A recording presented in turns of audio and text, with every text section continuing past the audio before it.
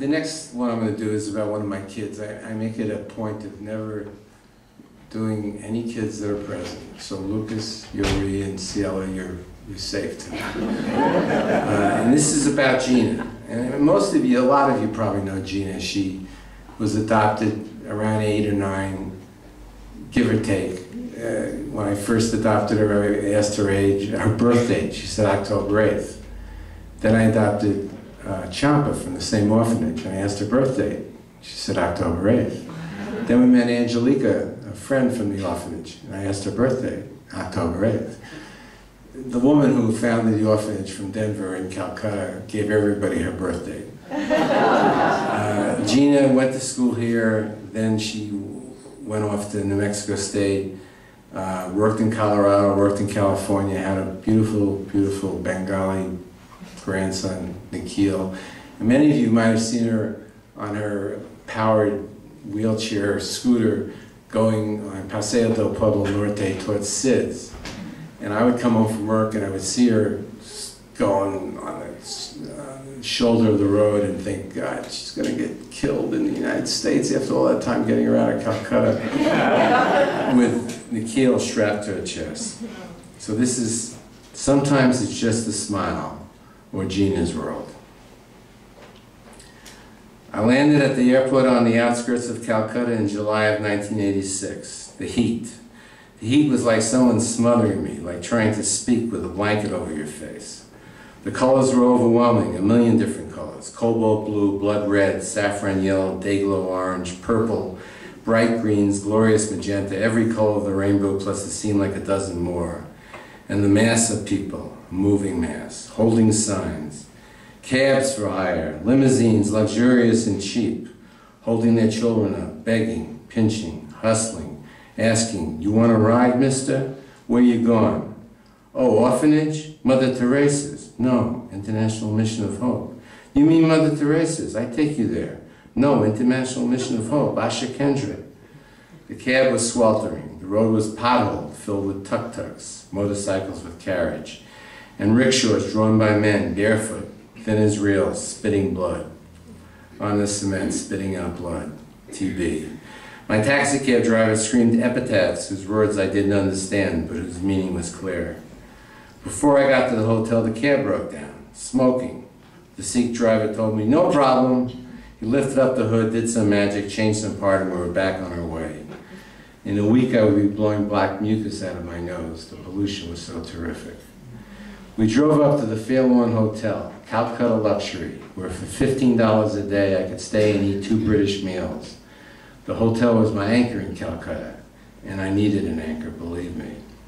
Here's what was beautiful. The streets were full of people, people living on the sidewalks. They slept on sleeping bags, blankets, cardboard. But when the sun rose, they rose, almost like we do at a football game, in a wave. Black-haired children with huge pools of eyes, saris in red, orange, and blues. The city turned on the fire hydrants. The people washed themselves, brushed their teeth, picked out the nits in each other's hair.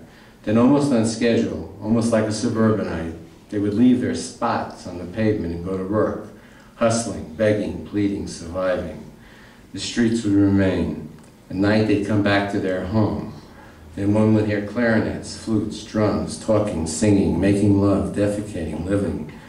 There were times when I wanted to live and work in Calcutta forever. There was such need, such openness. I never felt threatened. I would walk in the evenings all over and was always met by kindness, a friendly wave. Of course, there were always the hustlers.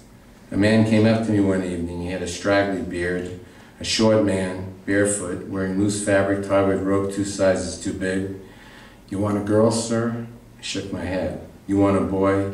I walked away. I had come to Calcutta to adopt Gina. She was reported to be 9 years old, but no one knew for sure. The histories were hidden and forgotten.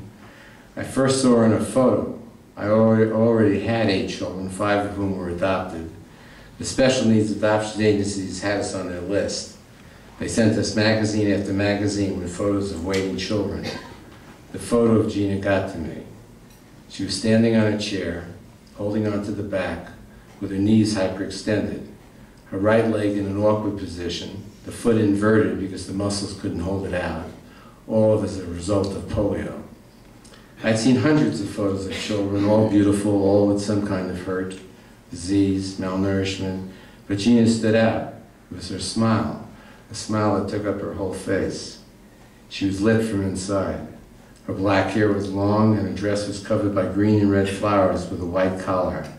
She was barefoot. Her feet couldn't fit into shoes. So off to Calcutta I went.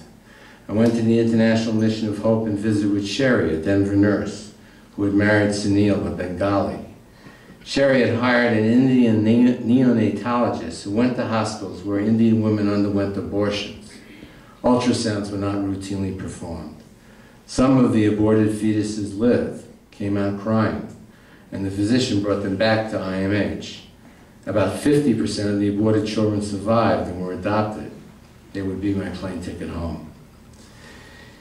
Gina and I hit it off right away. She spoke a bit of English, enough with sign language and smiles we could communicate. From the first we understood each other.